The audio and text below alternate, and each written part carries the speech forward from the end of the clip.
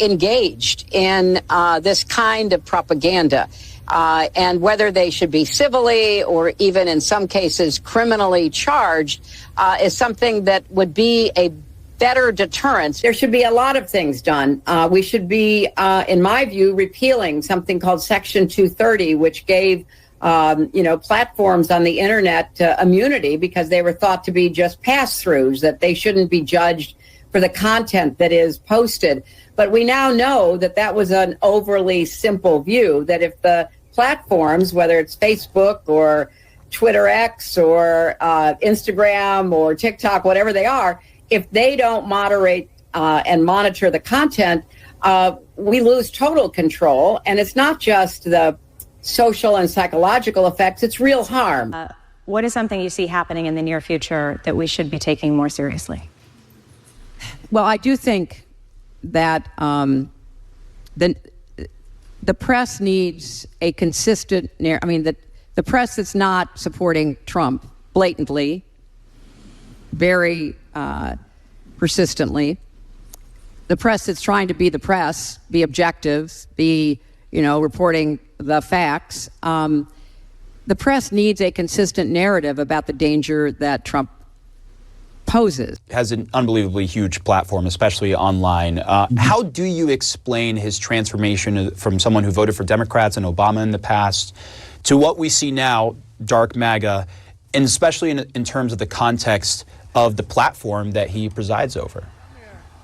The phrase dark MAGA is interesting, and people might not be familiar with it. This is a meme, an online idea that has taken root over a number of years. Think about the Batman movie, The Dark Knight, the dystopian view of Gotham. When you hear the idea of dark MAGA, it's referring to this idea of an unleashed, unhinged version of Trump, a second Trump administration with no limits on its power. The idea of Trump saying, "I'm your retribution," a more authoritarian version of Trumpism.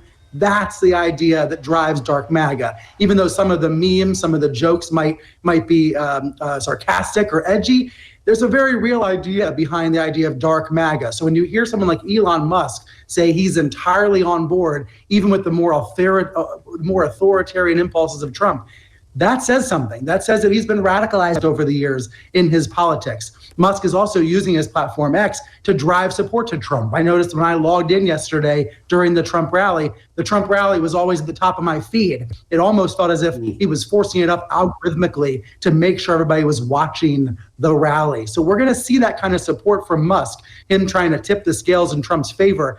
And I just think we should take a moment to talk about what he said at the end there, that this will be the last election if Trump does not win. That kind of rhetoric, right? And we do hear some of that from the left as well. That kind of rhetoric is going to make it very hard for all of us to be Americans, to be neighbors next year, right? We're going to have elections in the future. We're going to have elections after this year. We all have to find a way to live together in 2025 and beyond. But the rhetoric from someone like Musk saying this will be the last election, it's going to have dangerous consequences, I fear. And I will say that Elon Musk is perhaps the world's leading spreader of disinformation, including outright lies about hurricane relief, about illegal immigrants. We've seen him do that in the last couple of weeks. And then on Saturday, he steps on stage with Donald Trump with one of the less athletic leaps I've ever seen as he bounded his way on stage with Trump. Tell us, and then spoke briefly on the former president's behalf. Tell us about that moment and what sort of he does not have much of a vertical, Mr. Musk.